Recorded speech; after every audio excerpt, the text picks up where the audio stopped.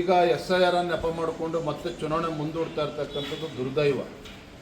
ರಾಜ್ಯ ಸರ್ಕಾರ ಈ ಚುನಾವಣೆ GBA ಚುನಾವಣೆ ಆಗಲಿ, ಜಿಲ್ಲಾ ಪಂಚಾಯತ್ ಗ್ರಾಮ ಪಂಚಾಯತ್ ಚುನಾವಣೆ ಆಗಲಿ ನಡೆಸ್ತಕ್ಕಂಥ ಮಾನಸಿಕ ಸ್ಥಿತಿಯಲ್ಲಿ ಇವತ್ತಿಲ್ಲ. ರಾಜ್ಯ ಸರ್ಕಾರ ಇವತ್ತು ಕ್ಯಾಬಿನೆಟ್ ಎಕ್ಸ್ಪಾನ್ಷನನ್ನು ಮಾಡ್ತಕ್ಕಂಥ ಮಾನಸಿಕ ಸ್ಥಿತಿಯಲ್ಲೂ ಕೂಡ ಇಲ್ಲ. ಇದ್ರ ನಡುವೆ ಬೀದಿ ವ್ಯಾಪಾರಿಗಳ ಬಗ್ಗೆ ಇವತ್ತು ಸಾಕಷ್ಟು ಚರ್ಚೆ ನಡೀತಾ ಇದೆ. ರಾಜ್ಯ ಸರ್ಕಾರ ಮಾನ್ಯ ಮುಖ್ಯಮಂತ್ರಿಗಳ ಈ ತೀರ್ಮಾನವನ್ನು ನಾವು ಸ್ವಾಗತ ಮಾಡ್ತೇವೆ. ಆದರೆ ಇವತ್ತು ಬೀದಿ ವ್ಯಾಪಾರಿಗಳು ಆರ್ಥಿಕ ಶಕ್ತಿನ ತುಂಬೋದ್ರಲ್ಲಿ ಅವ್ರದ್ದು ಕೂಡ ಬಹಳ ದೊಡ್ಡ ಪಾತ್ರ ಇದೆ. ಮತ್ತು ಅವರು ಕೂಡ ಬೀದಿ ವ್ಯಾಪಾರಿಗಳು ಅಂತ ಹೇಳಿದ್ರೆ ಬಹಳ ಬಡ ಕುಟುಂಬದಿಂದ ಬಂದಿರತಕ್ಕಂಥವ್ರು. ರಾಜ್ಯ ಸರ್ಕಾರ ಇವತ್ತಿಂತ ತೀರ್ಮಾನ ಮಾಡಬೇಕಾದ್ರೆ ಮುಖ್ಯಮಂತ್ರಿಗಳು ಸಚಿವರು ಏಕಾಏಕಿ ಈ ರೀತಿ ಖಾಲಿ ಮಾಡಿಸೋ ಜೊತೆಗೆ ಅವರಿಗೆ ಯಾವ ರೀತಿ ವ್ಯಾಪಾರ ಮಾಡೋದಕ್ಕೆ ಪರ್ಯಾಯವಾಗಿ ಜಾಗ ಕೊಡಬೇಕು. ಯಾಕೆಂದರೆ ವ್ಯಾಪಾರ ಮಾಡಲೇಬೇಕಾಗ್ತದೆ, ಜನಸಾಮಾನ್ಯರಿಗೆ ಅನಾನುಕೂಲ ಆಗ್ತದೆ, ವ್ಯಾಪಾರಿಗಳು ಕೂಡ ಬೀದಿಗೆ ಬಿಟ್ಟಂತಾಗ್ತದೆ.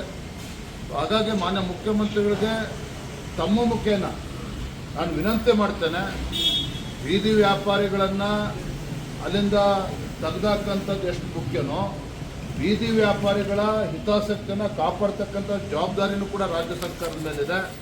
ಅವರಿಗೆ ವ್ಯಾಪಾರ ಮಾಡೋದಕ್ಕೆ ಸೂಕ್ತ ಜಾಗವನ್ನು ಕಲ್ಪಿಸಿಕೊಟ್ಟು ಅದನ್ನು ಮುಂದುವರಿಸಬೇಕು ಅನ್ನುವ ಮಾತನ್ನೇ ಸಂದರ್ಭ ಹೇಳೋಕ್ಕೆ ಇಷ್ಟಪಡ್ತೇನೆ. CM ಕಡತ ವಿಲೇವಾರಿ ಮಾಡೋದಕ್ಕೆ 2 ಗಂಟೆಗಳ ಕಾಲ ಕೊಡ್ತಾ ಇದ್ದಾರೆ. ಇದಾದ ಮಾಹಿತಿ ಪ್ರಕಾರ 80,000ಕ್ಕೂ ಹೆಚ್ಚು ಕಡತಗಳು ಹಾಗೆ ವಿಲೇವಾರಿ ಆಗದೆ ಉಳಿದಿದೆ ಅನ್ನೋದು. 80,000 ಕಡತಗಳು ವಿಲೇವಾರಿ ಆಗದೇನೆ ಹಾಗೆ ಇದೆ ಅಂತ ಹೇಳಿದ್ರೆ ರಾಜ್ಯದ ಆಡಳಿತ ಪರಿಸ್ಥಿತಿ ಏನಾಗಿದೆ ಅನ್ನೋದಕ್ಕೆ ಇದಕ್ಕೆ ಒಂದು ಹಿಡಿದಂಥ ಕೈಗನ್ನಡಿ ಇದೆ. ಮುಖ್ಯಮಂತ್ರಿಗಳು ಉತ್ಸಾಹದಿಂದ ಅಲ್ಲಿ ಇಲ್ಲಿ ಓಡಾಡ್ತಾ ಇದ್ದಾರೆ, ಬಹಳ ಹೇಳಿಕೆಗಳನ್ನು ಕೊಡ್ತಾ ಇದ್ದಾರೆ, 1 ತಿಂಗಳು ಪೂರೈಸಿದ್ದೇನೆ ಅಂತೇಳಿ ಜಾಹೀರಾತುಗಳನ್ನು ಕೂಡ ನೀಡ್ತಾ ಇದ್ದಾರೆ.